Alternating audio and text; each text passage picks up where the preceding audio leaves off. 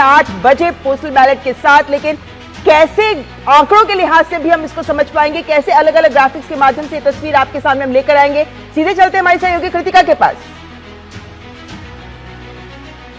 तो बिल्कुल शुक्रिया ममता। तो सीधे तौर पर इस बार की अगर हम बात करें तो महागठबंधन और एनडीए में सीधी कड़ी टक्कर इस बार देखने को मिल रही है। जहां महागठबंधन ने तेजस्वी को अपना चेहरा बनाया तो वहीं दूसरी तरफ एनडीए ने सीधे तौर पर नीतीश कुमार को अपना चेहरा बनाया है। और इस बार इन दोनों ही तरफ से कौन कौन से चुनावी मुद्दे जमीनी स्तर पर नजर आए उसका सबसे पहले आपको बता देते हैं। चुनावी मुद्दों में एनडीए ने सबसे प्रमुख तौर पर विकास का जिक्र किया कि पिछले 5 साल में कौन कौन से महत्वपूर्ण कदम उठाए गए, कितना विकास बिहार के अंदर हुआ है, कितनी सड़कें बनवाई गई, फ्लाईओवर और तमाम चीजों का जिक्र कहीं ना कहीं एनडीए लगातार करती हुई नजर आई है कि अगर आपने एनडीए को चुना तो हम और आगे विकास को आगे लेके जाएंगे, क्योंकि 2047 तक का विकसित राष्ट्र का लक्ष्य भी है। और लगातार प्रधानमंत्री नरेंद्र मोदी की तरफ से भी यह कहा गया कि विकसित राष्ट्र का जो लक्ष्य है उसमें बिहार अपनी एक अहम भूमिका निभाता हुआ नजर आएगा। तो प्रमुख तौर पर अगर हम देखें तो एनडीए ने विकास को अपना मुद्दा बनाते हुए नजर आए। लेकिन इसके साथ ही अगर हम दूसरे मुद्दे की बात करें तो वो है महिलाओं का सशक्तिकरण। और महिलाओं के सशक्तिकरण का भी जिक्र लगातार एनडीए ने किया कि हमने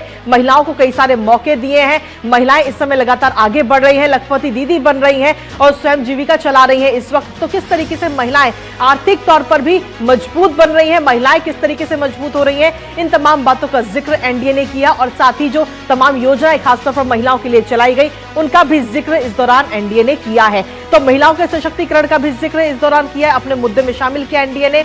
लेकिन इसके साथ ही अगर हम बात करें युवाओं की तो युवाओं भी इस बार जो है बड़ी भूमिका निभाते हुए इस बार के बिहार विधानसभा चुनाव में नजर आ रहे हैं, क्योंकि काफी संख्या में युवाओं ने भी इस बार भागीदारी दी।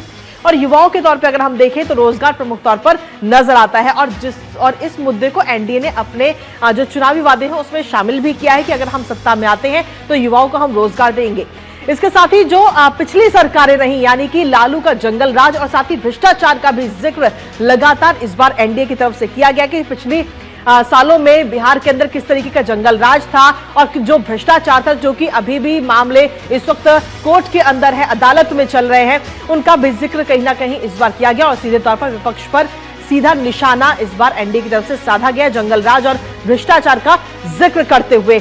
लेकिन लालू के जंगल राज के अलावा अगर हम देखें तो घुसपैठिए का मुद्दा भी इस बार बढ़ चढ़कर बिहार विधानसभा चुनाव के दौरान नजर आए, क्योंकि एसआईआर का जो मुद्दा था उसको लेकर एनडीए लगातार आगे रहा और कहा कि एसआईआर जरूर होनी चाहिए, लेकिन वहीं विपक्ष इसका लगातार विरोध करता रहा। घुसपैठियों को बाहर का रास्ता दिखाना है हमें और बिहार में अगर हम सत्ता में आते हैं तो जल्द से जल्द घुसपैठियों को बाहर किया जाएगा। तो ये तमाम चुनावी वादे एनडीए की तरफ से किए गए।